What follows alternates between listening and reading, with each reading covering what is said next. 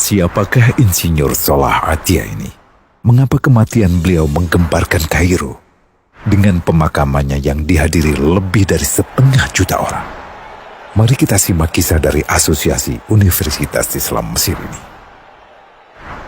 Al-Kisah dari kampung kecil bernama Tafahna al-Ashraf, distrik Middle Ghamir, Provinsi Dakohliyah, Mesir, ada 9 orang sarjana miskin lulusan Fakultas Pertanian.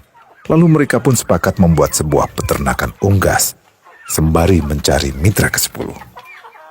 Namun mereka terbentur modal, maka dengan sekuat tenaga mereka kumpulkan dari hasil menjual tanah, perhiasan istri, hingga meminjam. Meski tidak banyak terkumpul, namun mencukupi untuk memulai usahanya.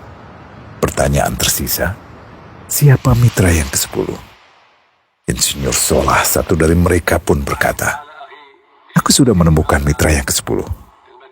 Siapa?" kata teman-temannya. "Allah," lanjutnya.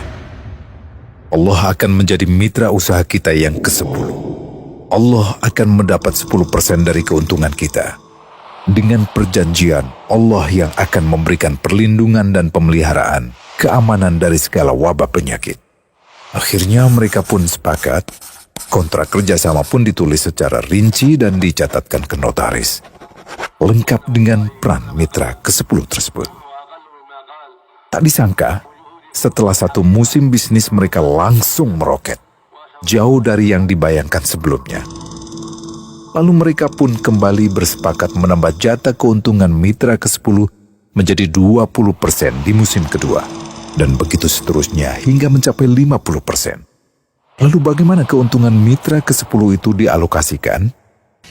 Dimulai dengan membangun sekolah dasar Islam putra, lalu lanjut putri, kemudian sekolah menengah putra, kemudian putri. Tambah lagi madrasah aliyah putra, lalu putri. Tapi karena keuntungan terus membanjir, akhirnya dibentuklah Baitul Mal. Dan mereka pun mengajukan ke pemerintah untuk membangun universitas di kampung. Awalnya ditolak dengan alasan tiadanya akses bagi para mahasiswa. Tak berapa lama mereka pun mengajukan pembangunan universitas lengkap dengan stasiun kereta beserta jalurnya dengan biaya mandiri. Akhirnya permintaan ini disetujui, dan pertama dalam sejarah Mesir berdirilah sebuah universitas di perkampungan kecil. Semakin berkembang, dibangun pula fakultas kedua, ketiga, keempat hingga asrama putri dengan kapasitas 600 kamar. Lalu asrama putra dengan 1.000 kamar. Tiket kereta api pun digratiskan untuk memudahkan transportasi menuju kampung tersebut. Tak cukup hanya itu, dibangun Baitul Mal berikutnya hingga hilang kemiskinan di daerah tersebut. Dan program ini diduplikasi ke kampung-kampung lain hingga bisa dikatakan tak ada kampung yang disinggahi Insinyur Salah kecuali akan dibangun Baitul Mal untuk warga. Bantuan pun diberikan untuk fakir miskin dan para janda. Pemuda pengangguran pun dilatih untuk mengelola perkebunan sayur hingga mandiri, bahkan sampai bisa mengekspor ke negara tetangga. Pada saat panen raya, seluruh penduduk dikirimi paket sayur. Di hari pertama Ramadan diadakan buka puasa bersama untuk seluruh penduduk desa. Mereka memasak dan hadir ke lapangan yang dipenuhi beraneka makanan. Disiapkan juga perabotan untuk gadis-gadis yatim yang ingin menikah. Dan ini semua merupakan sedikit dari banyaknya kebaikan yang dilakukan oleh Insinyur Salah.